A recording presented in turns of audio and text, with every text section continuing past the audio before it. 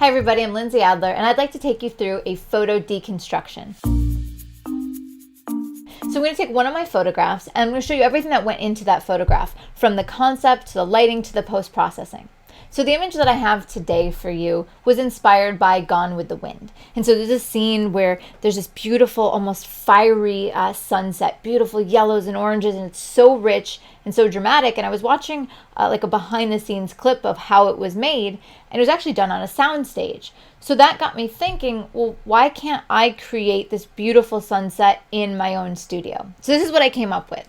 I want to take you behind the scenes now so that you can see a little bit of the lighting in the set and how I made this happen. All right, so in this behind the scenes here, you can see that there are 3 lights being utilized. I'm going to take you through each one of them. So the first one is the main light, and it is a medium umbrella with diffusion, which gives me a soft light. But I want the subject to look like she's in that beautiful sunset scene. So I've added a CTO, a color temperature orange, basically an orange gel, to really warm up that light source. If I use white light or regular light and have her against that background, she's going to look like a cutout. It won't make sense. She won't fit. So the second light that I have in the scene is the hair and background light up top. So that is an extra large umbrella with diffusion. And so it is my top down light that illuminates her hair, so it gives her separation and a little bit of glow, but it also spills onto the background. And what's really nice about that is to make the scene look realistic, the background needs to look as though it's emanating light. It needs to look as though it's actually glowing, because it would actually be glowing if it were a real background. So those are the first 2 lights.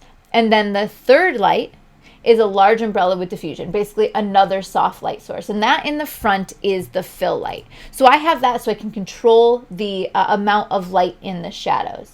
There's no gel on that light at all, but instead it's just going to be lifting up and lightening the shadows. Now all of the lights, these 3 lights that I'm using, are ProPhoto D1s or D2s.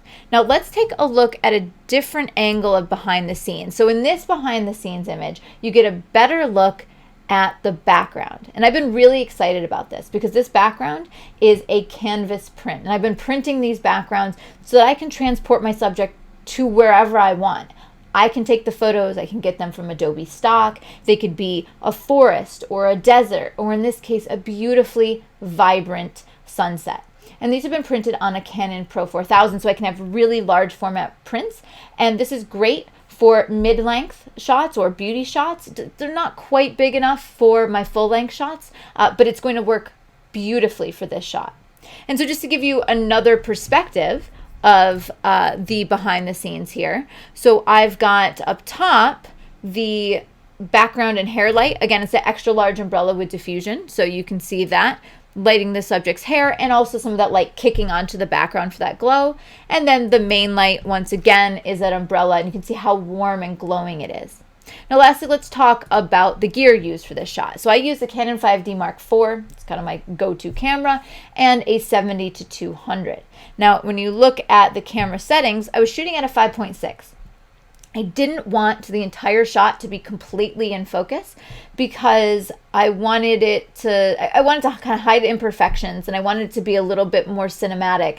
And so by using a slightly wider aperture and blurring out the background a little bit, I think it makes the scene more believable. So now let's go over and take a look at what was done in camera versus what was done in post-processing. And you'd be surprised, most of it's done in camera, most of it is just little tweaks in color. So first of all, let's look at the shot straight out of camera. And so, I mean, you can see the warmth on her skin and how you can see the background, and I've got everything there, but this is not how I left it. What I do is I do a lot of raw processing, which means using the actual raw file or the DNG in Lightroom or Capture One. I do a lot of manipulating of the file. I pop the highlights, I increase the contrast, I warm up the white balance, and that's actually what I did with this image. So right now, this is what it looked like straight out of camera, but here's when I did some raw processing. I rotated the file a little bit, but there is a huge difference between straight out of camera and the raw processing. What I did is I changed the tint a little bit, as well as the white balance. And so I really warmed up the shot and then pulled down on the saturation a little bit. And what that does is it unites the color palette. So everything in the shot looks really warm and of similar tones. So this is a term called analogous color, more similar color scheme. So just going from straight out of camera to raw processing, it's looking really beautiful. But there's some things I wanted to change here. There's some hairs on her face. There's some blemishes on the skin. And I wanted the hair to be even fuller and more luscious. So this is what I went with for the final retouch shot. This is what was accomplished in Photoshop. And so just to look at one more time at this image, you can kind of see where all the lights are coming into action. So the main light is where you're getting that beautiful Rembrandt light, really soft on her face. And then the fill light is what you see filling in the shadows on the side of the face closest to camera. Otherwise, it would have been completely dark and it would have lost detail. So I think it had more depth with that fill light. And then lastly, the hair light and background light. On the subject, you see it lighting her hair, and then also a little bit on the bridge of her nose and forehead. It just looks more realistic to what the scene on location would actually be. And then see how much glow you're getting from the background. That again is from that hair / background light.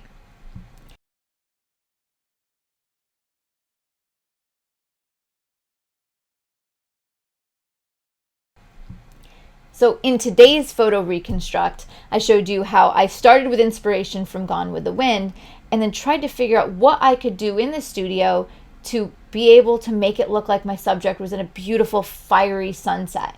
And it's actually done relatively simply using a canvas background and some warm gels to transport my subject and do what I call in-camera compositing. If you would like to see more of these photo deconstructions, make sure to follow and subscribe to my YouTube channel.